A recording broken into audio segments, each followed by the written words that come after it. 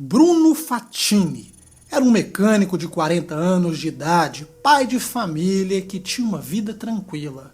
Naquele dia havia uma forte tempestade que duraria até as 10 horas da noite.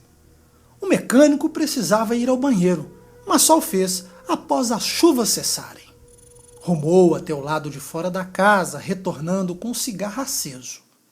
Em meio ao percurso e estragadas em seu cigarro, viu flashes de luz que logo concluiu ser devido aos relâmpagos do temporal. Mas outro flash aconteceu e ele percebeu que a origem de tal brilho era da rede elétrica localizada próximo à sua residência. Seu filho costumava brincar pelo local, razão pela qual decidiu averiguar. Durante as buscas não foram encontradas anormalidades, porém, quando se virou, viu um novo flash de luz. Apesar de estar longe, notou que o fenômeno produzido se tratava de algo escuro. O curioso Bruno decidiu se aproximar e ficou a cerca de 180 metros e pôde ver claramente. Segundo a sua descrição, se tratava de um objeto de 10 metros de largura, semelhante a uma bola com um topo achatado. Também havia uma escada iluminada por uma luz verde. Tal luz era emitida por algum tipo de lâmpada que parecia estar sendo manipulada por um homem de pé. O sujeito trajava uma espécie de roupa de mergulho composta por um capacete por onde saía um tubo flexível. Dali saíam faíscas de algum tipo de dispositivo que parecia estar sendo consertado. Diante da curiosidade, Bruno se aproximou ainda mais e pôde ver duas pessoas com aproximadamente 1,70 m de altura que trajavam a mesma vestimenta, porém movimentavam-se lentamente em torno do objeto. Esse traje parecia limitar os movimentos dos tripulantes, talvez devido a seu peso. Se valendo da escotilha aberta, Bruno observava alguns mostradores e cilindros no interior do objeto. Curiosamente, o tempo que esteve próximo ao aparelho, ele sentiu o ar muito quente, além de ouvir um zumbido constante no ouvido.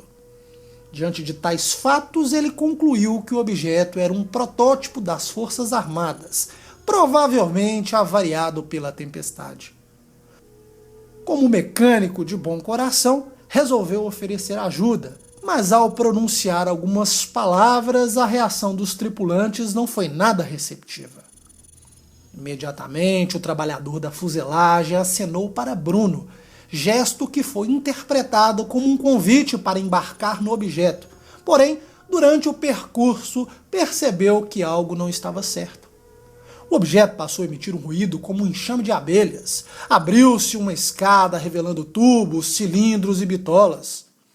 Tal observação fez com que Bruno concluísse que os sujeitos não eram pilotos e à sua frente não estava um avião.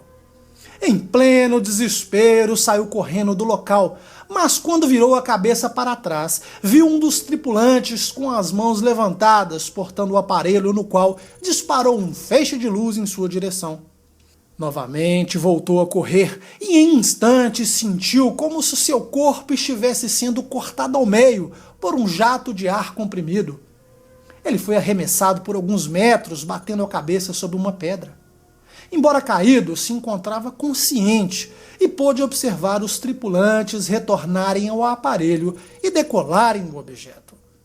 Ali ficou imóvel por algum tempo até recobrar os movimentos e pôde então ir para casa.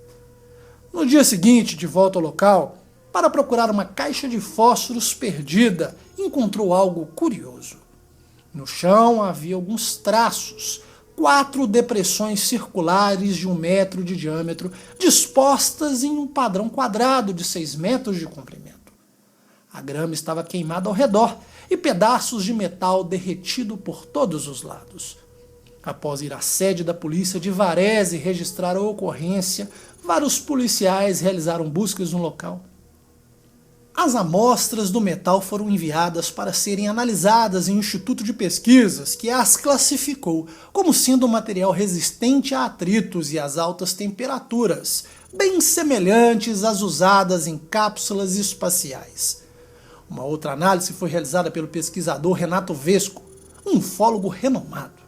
O resultado de tais análises revelaram que as amostras eram constituídas de bronze em alta concentração e grau de pureza, além de alguns traços de chumbo.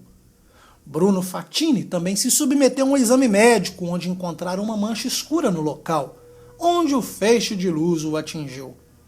Tal mancha cresceu durante 30 dias, seguidas de muita dor. O caso Abbiate Guazzoni foi muito divulgado na época pelos jornais italianos e dali para o mundo. Com o passar dos anos, a imprensa esqueceu o caso, apelidado de o cara dos discos voadores. Mas esse caso traz algumas curiosidades. Talvez a arma que emitiu o feixe de luz não poderia ser um tipo de arma presente em outros casos ufológicos?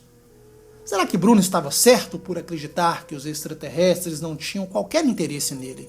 Queriam apenas assustá-lo, o que seria razoável crer, considerando que se quisessem matá-lo, não seria problema. Outro ponto importante é que durante anos, ufólogos italianos visitaram a testemunha com certa frequência e seu relato permaneceu inalterado até a sua morte. Like se gostou. Compartilhe este vídeo para fortalecer a nossa amizade e, claro, deixe a sua opinião nos comentários. Um abraço e até mais.